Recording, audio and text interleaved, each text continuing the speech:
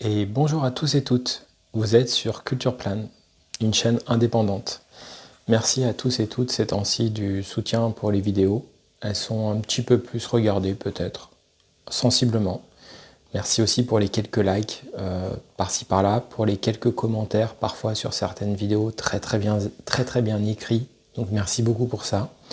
Et merci aussi aux éventuels futurs donateurs, donatrices de la chaîne via la page Tipeee. Et merci aux derniers donateurs qui était au mois de décembre dernier. Voilà, merci à tous ces soutiens en fait qui permettent à la chaîne de progresser, de lui donner de la force, parce que sinon sans ça, la chaîne perdrait en vitalité. Aujourd'hui, de manière assez posée, assez tranquille, je voulais vous parler pendant quelques temps, un peu quand même de la question de la dépression. La question de la dépression reliée à la question de la différence, reliée sûrement à la question du parcours de vie, en même temps des problématiques de croissance psychique aussi, que je trouve très intéressantes. Et il y aura peut-être un ou deux autres sujets, selon. Alors attendez, je vais me boire un petit verre d'eau.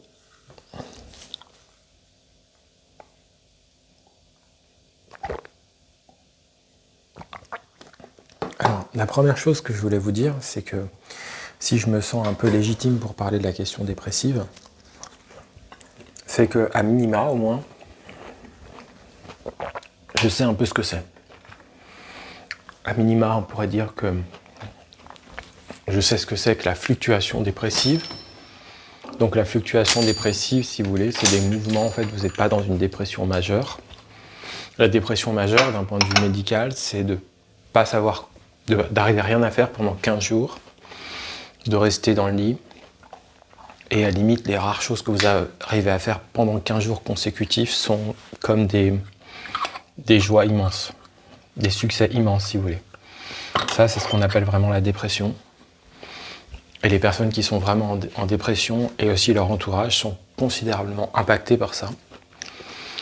Il n'empêche que la dépression a aussi d'autres formes, parfois, qu'on peut appeler parfois de maniaco-dépressive.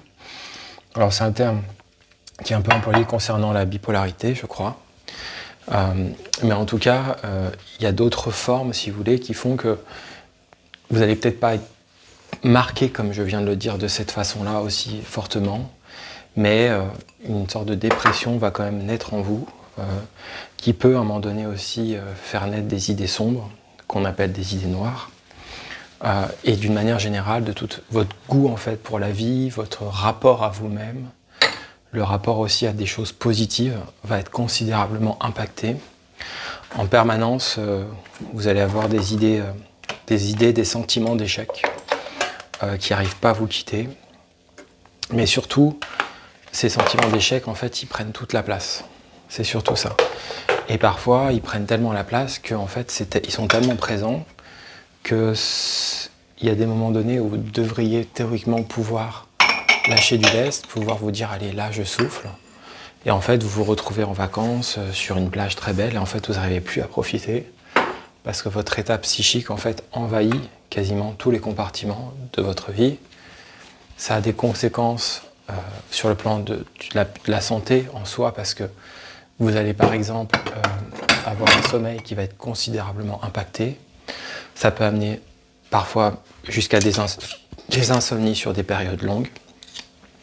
Et puis, tout l'ensemble peut être impacté selon, en fait, on va dire, votre entourage. C'est-à-dire que vous pouvez avoir votre rapport à l'alimentation qui va être impacté. Donc, ça va impacter, en fait, votre état physique général. Vous avez aussi un impact sur la question de l'activité physique, justement, de la marche. Vous avez tout d'un coup plus vraiment envie de faire du sport, quoi. Vous y voyez, en fait, d'une manière générale, vous voyez plus trop l'intérêt. Et quand on dit, voilà, tu es déprimé, c'est tout d'un coup, au fond, on pourrait dire, vous perdez le goût des choses. Vous perdez la perception de la qualité des choses, vous perdez la perception du goût des choses. Et c'est pour ça que quand je dis que ça vient impacter tout un ensemble, c'est tout un ensemble qui finit par être impacté par un mouvement dépressif. Face à ces problématiques-là, il y a des éthiques différentes, Il y a des personnes, selon leur état, à qui on va prescrire des traitements antidépresseurs, puis d'autres qui vont gérer autrement. Moi, je ne me rentrerai pas dans ce sujet-là. Je peux juste dire, moi, dans mon cas, que j'ai jamais eu de traitement antidépresseur, mais clairement, je sais ce que c'est qu'avoir des fluctuations dépressives. Mais surtout, je crois que je sais ce que c'est que de vivre, en fait, avec un état réellement et profondément altéré. Cette altération de l'état peut aussi mener à des choses qui vont aggraver certaines choses de vos particularités. Moi, par exemple, dans mon cas, comme je le disais, à 39 ans, dans l'année de mes 39 ans, vers la fin des 38, j'ai commencé vraiment à penser sérieusement que je pouvais avoir un trouble du spectre autistique, sur des données qui ne sont pas reliées à la dépression, sur des données qui sont reliées justement à des problématiques particulières, sensorielles, personnelles, que j'avais besoin de confronter avec la médecine, et avec un médecin, un psychiatre et non pas un psychologue. Donc quelqu'un qui est habilité en fait à décerner, à délivrer des diagnostics officiels. Non pas que les psychologues n'ont pas de puissance, c'est juste que si c'est pas un psychologue, c'est pas officiel.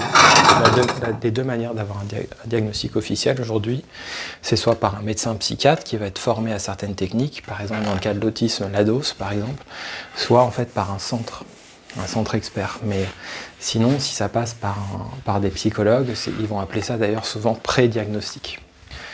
Donc voilà. Mais en fait, la question dépressive peut en fait venir aggraver certains symptômes. C'est pour ça que là aussi, ce qui rentre en compte dans tous ces trajets, notamment sur les différences, c'est toute la question du parcours de vie.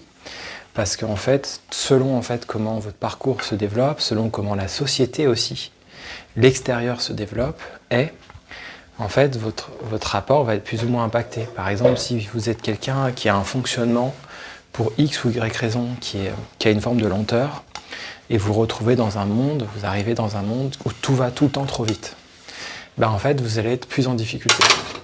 Si vous étiez tombé dans un monde où la lenteur était davantage permise, c'est pour ça qu'une des premières choses à ces personnes-là, l'idéal, ça serait avant tout de leur dire, écoutez-vous déjà un minimum, parce que peut-être que vous avez réellement besoin de ce fonctionnement, et que déjà, il s'agit d'essayer de l'écouter un minima. Dire qu'au fond, moi hier, j'écoutais un podcast justement sur tout ce qu'on appelle la dissonance, à ne pas confondre avec la dissociation, mais la dissonance cognitive.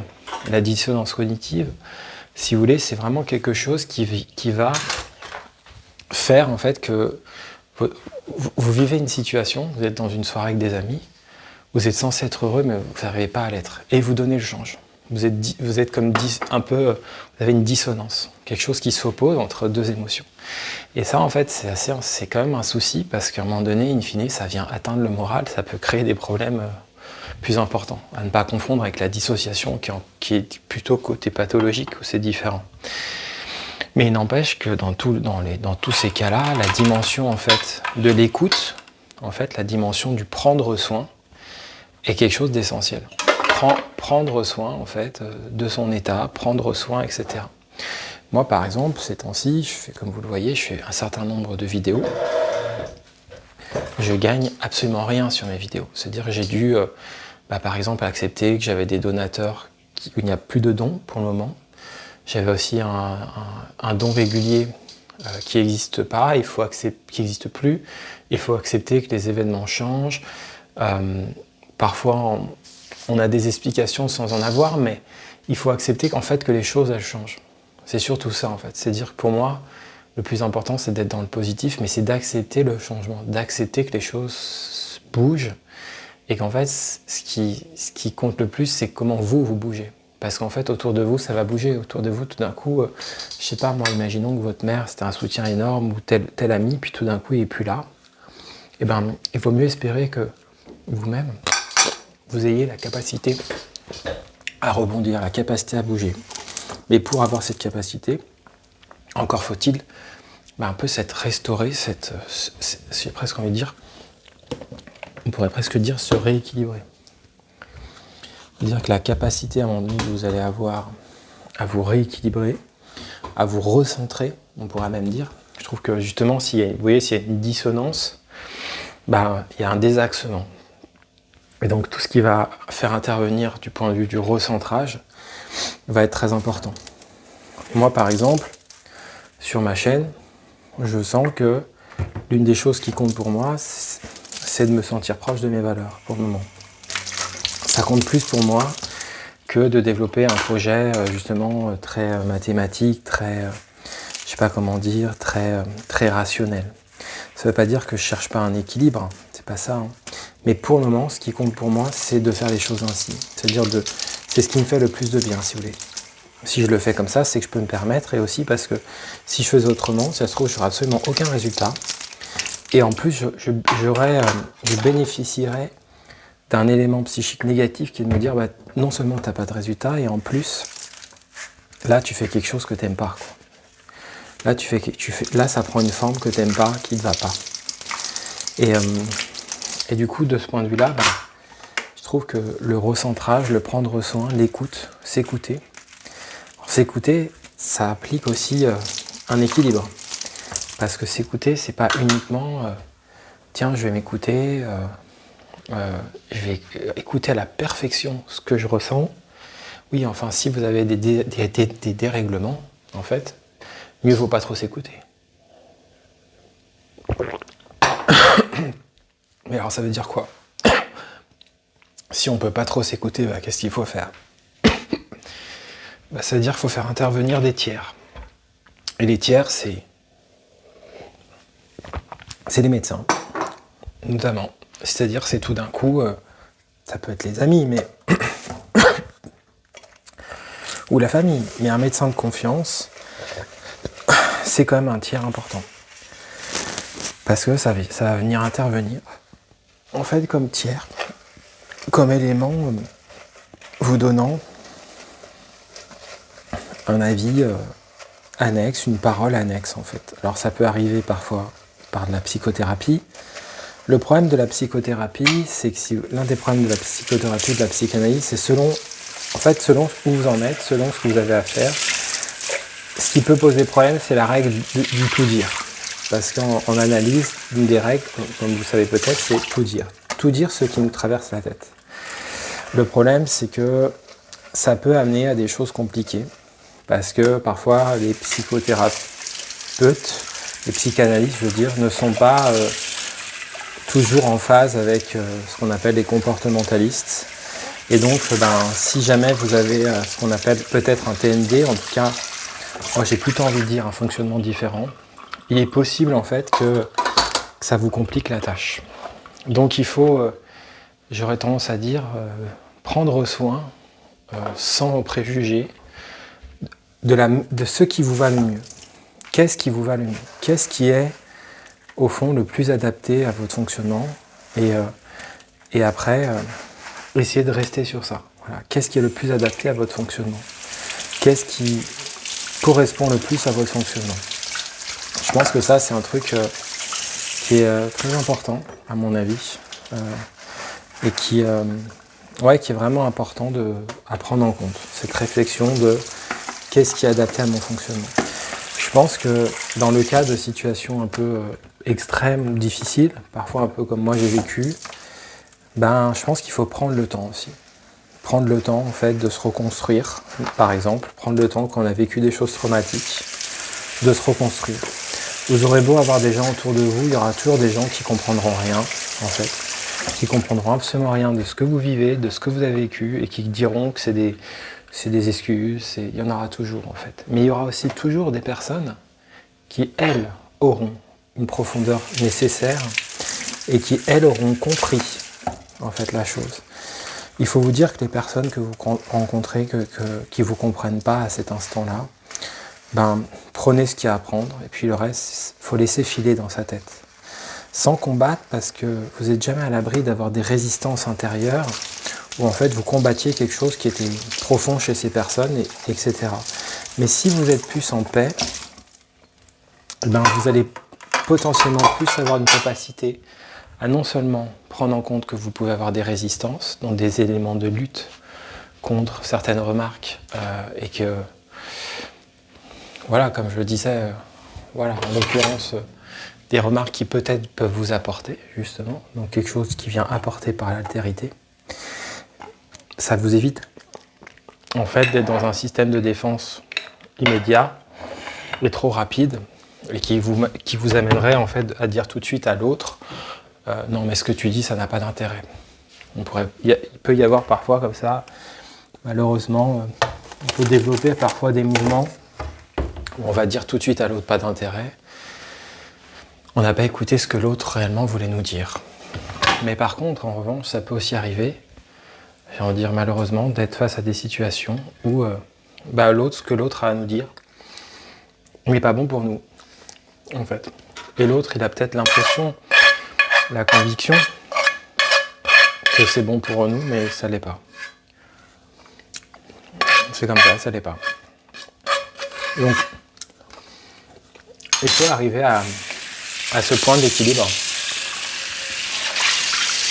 qui est un point compliqué à faire.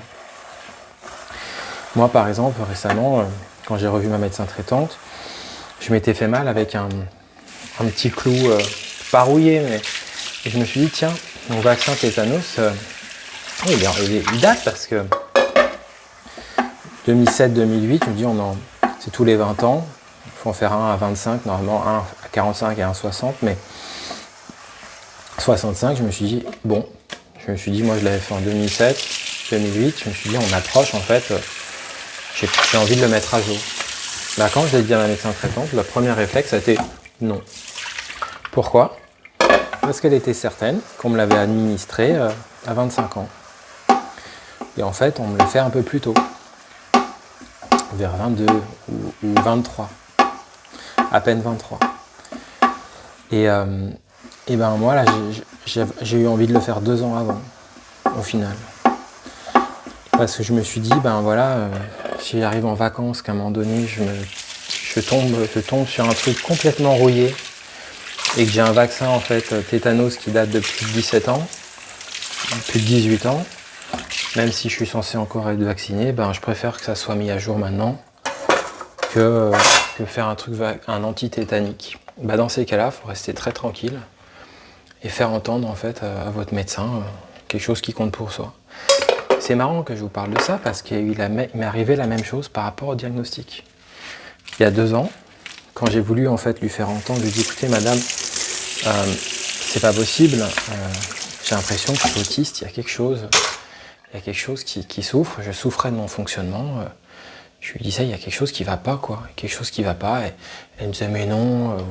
Alors déjà, ses réponses étaient très bizarres. Mais non, vous avez, oui, peut-être quelques traits, mais d'abord, c'était mais non. Puis après, elle me disait des choses du genre, bon, par contre, oui, vous êtes anormalement intelligent, vous avez parlé de ma lucidité. Et elle me disait aussi des phrases du genre, bon, par contre, oui, vous vivez dans un autre temps, une autre époque. Mais ça fait partie de votre charme. Finissant à la fin en disant, bon, vous avez par contre, oui, peut-être quelques traits, mais non, vous n'êtes pas autiste. Bon. Et moi, j'étais allé la voir, j'étais souffrant. C'était difficile pour moi. Ça commençait vraiment à être difficile. Je ne savais plus où poser ma souffrance. J'avais l'impression qu'on ne pouvait pas m'écouter, que nulle part. Et moi, mon but n'était pas d'avoir une étiquette d'autisme, c'était à un moment donné de me dire, mais en fait, c'est où qu'on va m'écouter ? C'est où qu'en fait, on va comprendre qu'il y a des choses que je vis qui ne sont pas psychiques, sur lesquelles je n'ai pas de... Je ne peux pas les modifier, en fait. Et en fait, ces questions-là, elles ne sont pas rien, parce que personne ne semble les vivre. J'ai vécu 38 ans comme ça, ou alors c'est très rare, ou alors c'est des gens qui ont des pathologies psychiatriques, ou c'est des gens, justement, qui sont autistes ou autre chose. Et j'en pouvais plus, en fait. Ça devenait vraiment très difficile, sans compter que je vivais dans des environnements familiaux sur ces notions qui n'étaient pas si simples, en tout cas, plutôt côté... paternel sur certains aspects, c'était compliqué. Et in fine, comme je vous disais, rester calme. Et en fait, mon caractère, peut-être mon courage, fait que ma détermination, fait qu'1 an plus tard, je suis retourné aller la voir. Et je lui ai dit, je lui ai lu une lettre en fait. J'allais encore plus mal, ça s'était encore dégradé. Et je lui ai lu une lettre. Devant, dans le cabinet, je lui ai lu ma lettre. Et à la fin, une fois que j'avais fini de lire la lettre, elle me répond, elle me dit bon, si vous vivez tout ça, en sachant que les choses que j'avais dit elles n'étaient pas si différentes de ce que j'avais dit il y a un an avant. Hein. C'est juste que je les ai dit avec plus de force encore, peut-être, parce que la souffrance a été trop grande.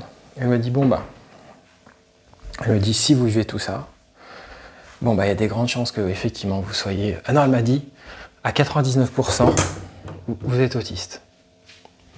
C'est-à-dire que j'étais passé d'une réalité où une médecin m'avait dit, non, mais là, vous n'êtes pas, limite avec un ton péremptoire, en fait, un ton de savoir, à une réalité sans aucune culpabilité, sans me dire, ah bah écoutez, je me suis trompé. Et elle aurait encore trouvé des raisons de dire, oui, mais vous m'en aviez pas parlé comme ça. Donc au fond, si vous voulez, en permanence, il y aura toujours des verbalisations. En gros, c'est votre faute, vous ne m'en aviez pas parlé comme ça. Il y aura toujours en fait des choses qui viendront en fait grandement compliquer la tâche. Et bon, il faut en avoir conscience en fait. Moi,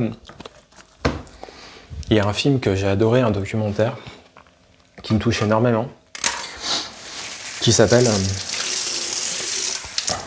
Professeur Yamamoto part à la retraite. Et ça me touche énormément ce documentaire, parce que ça parle justement donc d'un psychiatre japonais. Et en fait, il a une éthique, un rapport aux soins qui est juste incroyable en fait. Ça va sûrement un peu trop loin parce que on comprendra quand même dans le documentaire que sa femme a été très impactée par cette vie. Parce qu'il avait un amour en fait pour ses patients, un soin pour ses patients très très grand qui étaient gravement malades sur le plan psychiatrique. Mais il n'empêche que moi ce qui me frappait chez ce monsieur, c'est comment en fait ce qui était la qualité première en fait. Sa qualité première, c'était sa qualité d'écoute. C'est-à-dire avant la pensée, avant le jugement, sa qualité première, c'est la qualité d'écoute. Et moi, je crois que dans la dynamique du soin, ce qui manque en fait aux soins, et notamment aux soins psychiques en fait, aujourd'hui parfois, c'est une qualité d'écoute. Et cette qualité d'écoute, elle est aussi mise à mal, malheureusement par certains systèmes du monde d'aujourd'hui. C'est-à-dire des éléments de rationalisation, des éléments de rationalisation au sens de il faut planifier, il faut tout ce qui va amener en fait à être beaucoup là-dedans, et dans le fait que justement hier au César, j'ai trouvé qu'ils étaient très attentifs et même inquiets sur cette notion de l'intelligence artificielle, quoi. Dire comme quelque chose qui viendrait rationaliser un peu tout, qui viendrait... Et je crois que cette dimension, pour le coup, sans faire des hiérarchies, mais cette dimension humaine en fait, d'une écoute, d'un professionnel tout d'un coup qui écoute, c'est pareil dans le recrutement, hein, d'avoir au maximum, d'essayer d'avoir des vraies réponses, que les sociétés engagent des systèmes où les gens, ils ont des vraies réponses en fait, et pas des réponses automatiques.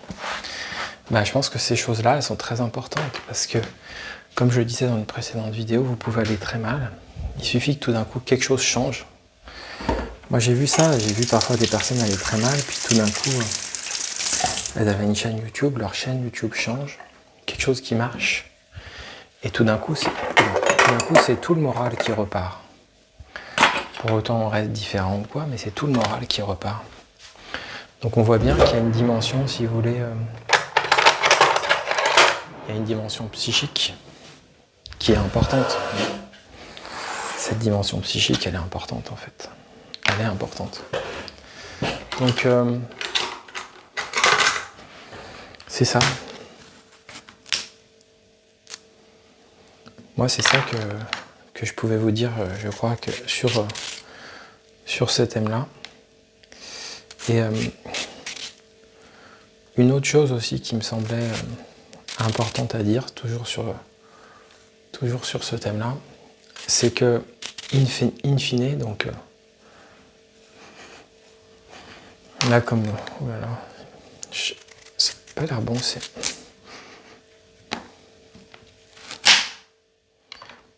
Là, comme vous avez vu, hop, voilà, in fine, est-ce que vous préparez des carottes?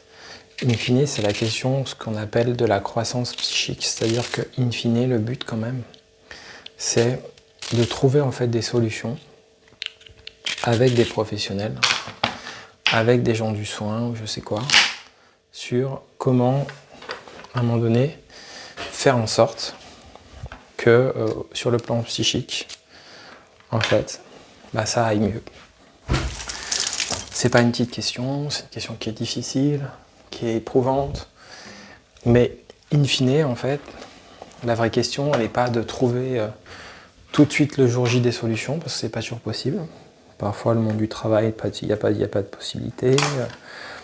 Mais du coup, c'est à la fois trouver des dynamiques de protection en attendant d'avoir des dynamiques de soins.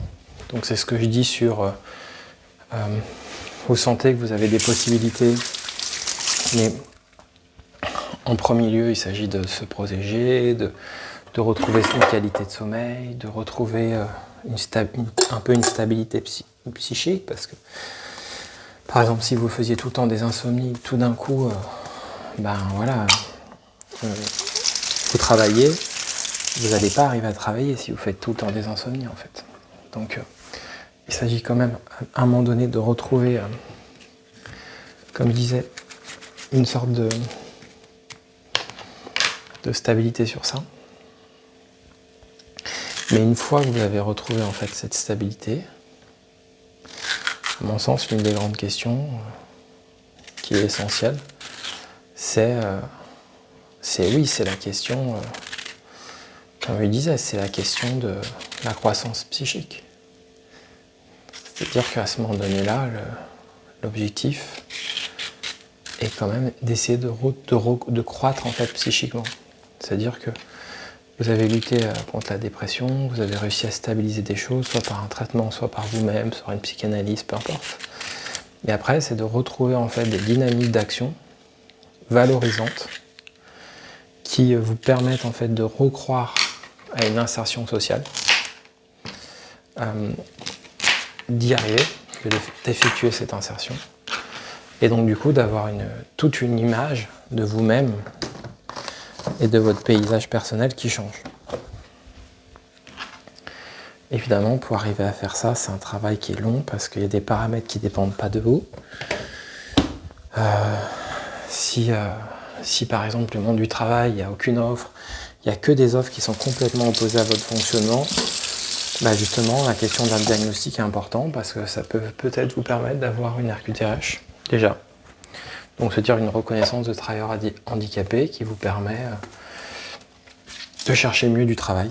Si vous vivez seul, vous aurez le droit à des aides. Bon, si vous vivez en couple comme moi, c'est plus compliqué. Vous n'aurez pas le droit à des aides parce que il suffit que votre copine gagne un tout petit peu d'argent, moi un peu plus que le SMIC, bah, vous ne pourrez pas en avoir. Mais au moins, vous avez peut-être l'espérance d'avoir une aide donc adaptée sur la recherche d'emploi. Alors que à un moment donné, si vous n'avez pas ça, on ne vous écoutera pas. Il n'y aura pas de crédit en fait à tout ça. Donc c'est tout un système comme ça qui doit permettre in fine d'améliorer en fait l'état global. Donc sur plusieurs plans, hein, comme je disais, l'état du sommeil, le rapport à soi-même. Alors bien sûr, si le problème dans mon cas, par exemple à moi, dans d'autres aussi, c'est que quand en fait il y a des parcours de vie qui ont été longs, bah, il y a ce qu'on appelle parfois des traces traumatiques, quoi. Alors les traces traumatiques, c'est pareil. Les traces traumatiques, elles doivent être réglées, quoi. Elles doivent être travaillées. Les traces traumatiques, c'est pas forcément que des traces inconscientes.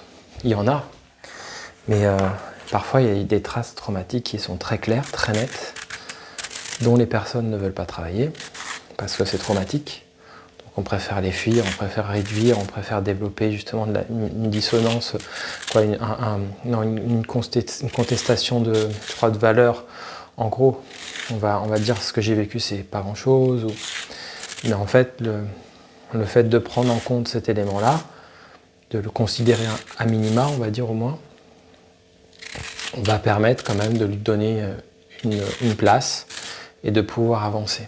Donc la question de façon traumatique, elle existe, et elle n'existe pas toujours que dans l'inconscient. En tout cas, prendre conscience en fait qu'il y a quelque chose en nous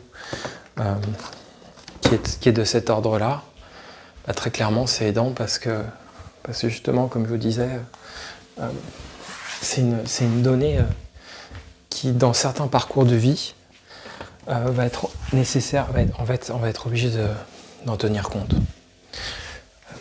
C'est-à-dire, par exemple, si vous avez été dans votre enfance, justement peut-être à cause de thématiques de différence, quelqu'un qui était par exemple harcelé, qui subissait des attaques fréquentes, en fait là il peut y avoir des dynamiques inconscientes, mais il peut aussi y avoir des dynamiques, on le sait, mais en fait on ne donne pas de place à ça, parce que voilà. Mais en fait ça peut être des entraves aussi, à un moment donné ça peut être des entraves à des croissances psychiques, parce que vous croyez chercher du travail, et vous allez vous dire, ah bah non, mais moi par contre ça je ferai pas. Et peut-être vous dites que vous ne le ferez pas parce que vous croyez que vous ne pouvez pas le faire, mais en fait il y a des éléments traumas, des entraves diverses, des peurs que vous ne comprenez pas, des choses comme ça. Et moi, toute ma problématique, dans mon cas, c'est de faire le juste milieu entre des choses qui sont des angoisses, des peurs, et des choses en fait qui ne sont pas adaptées à mon fonctionnement. Donc là, où on pourrait dire que les peurs sont légitimes. Donc il y a tout un travail justement j'ai envie de dire, de raisonnement à faire, de lucidité, sur comprendre ça, quoi. Voilà. Comprendre la juste part des choses. Mais j'insiste beaucoup sur le fait que, in fine, le plus important, à mon sens, ça reste cette question que je vous disais, c'est-à-dire cette question de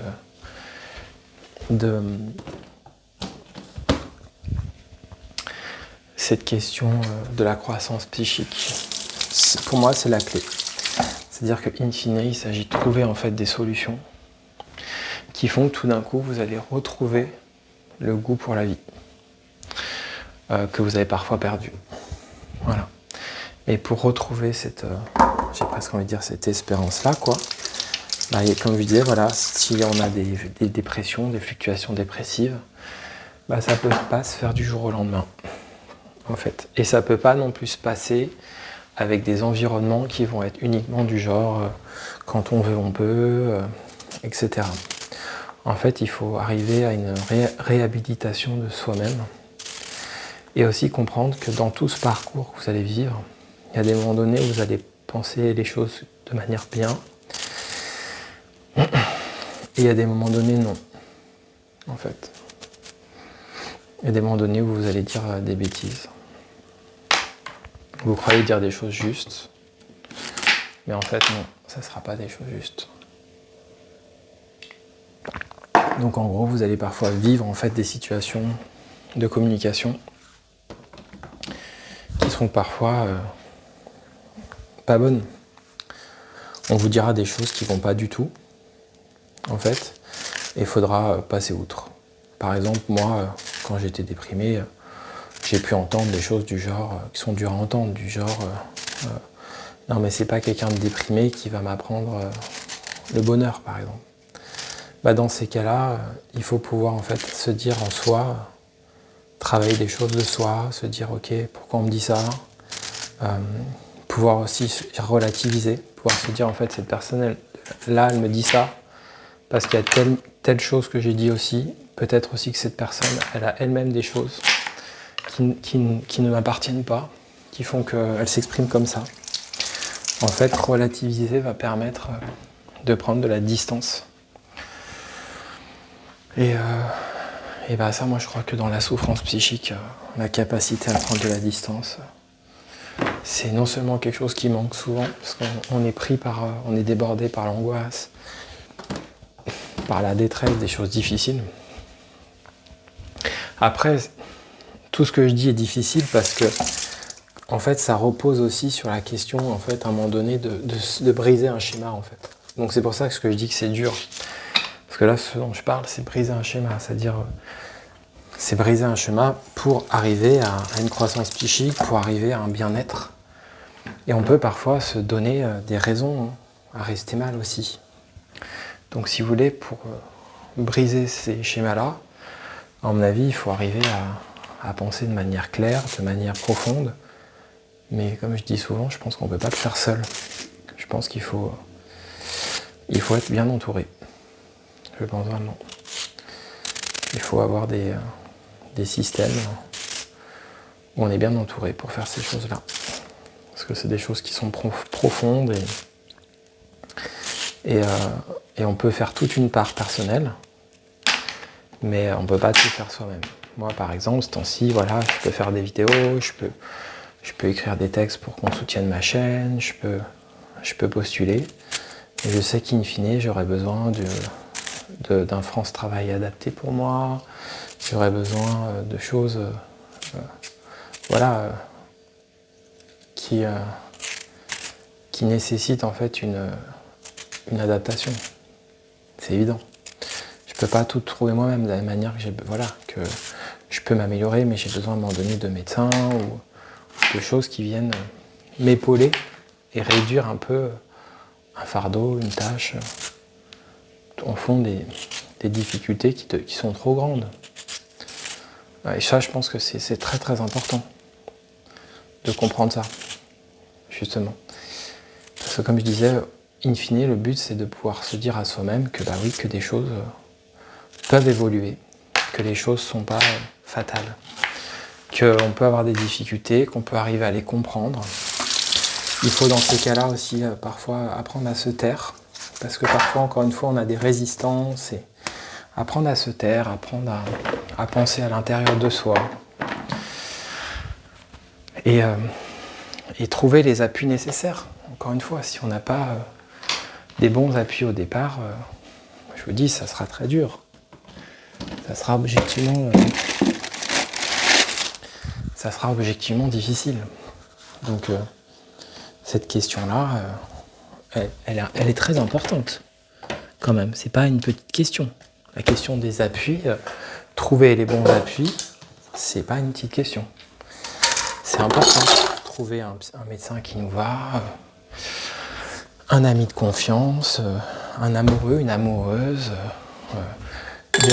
des relations qui ne sont pas toxiques, un conseiller de travail qui nous comprend à minima, scinder les espaces, comprendre que tous les espaces ne sont pas les mêmes.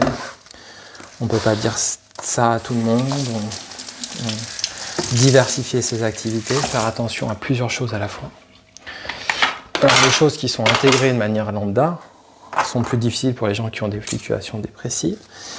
Mais il n'empêche que voilà, garder à l'idée qu'il faut avoir une alimentation relativement saine au maximum. Si vous prenez parfois des plats cuisinés, faire attention au Nutri-Score quand même, à minima. Faire attention en fait à des dynamiques comme ça qui sont, à mon sens, qui sont importantes. C'est important de veiller justement à ces choses-là. Et je pense que c'est toutes ces choses-là mêlées,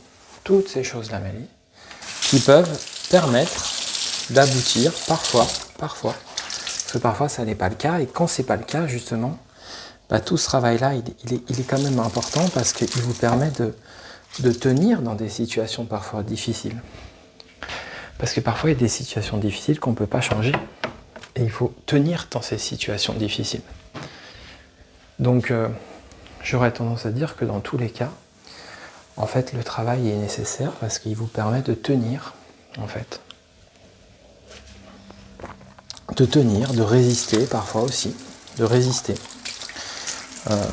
Là, je suis en train de lire ces temps-ci le livre 1984 de Orwell. Ça parle de ça, de pouvoir tenir parfois dans certaines situations, de pouvoir résister. Donc voilà, pour toutes ces choses-là, on est évidemment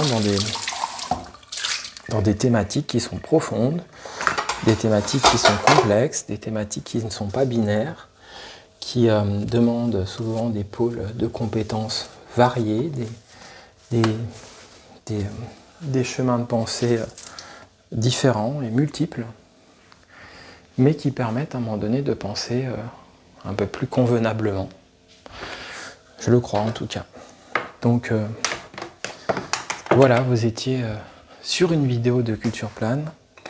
Comme je le dis toujours, vous pouvez soutenir la chaîne via Tipeee, ça serait immense pour moi, ça m'aide énormément. Vous ne pouvez pas imaginer psychologiquement d'avoir un don de 20 euros, 10 euros, même 5 euros. Ça m'aide vraiment beaucoup à garder le moral par rapport à ce projet-là. Sinon, chaque commentaire, chaque like est aussi une aide précieuse en soi. Un grand merci pour votre temps de visionnage, pour votre temps d'écoute. Prenez soin de vous, autant de votre santé physique que de votre santé psychique. Et moi, je vous dis à bientôt pour de prochaines vidéos. Salut!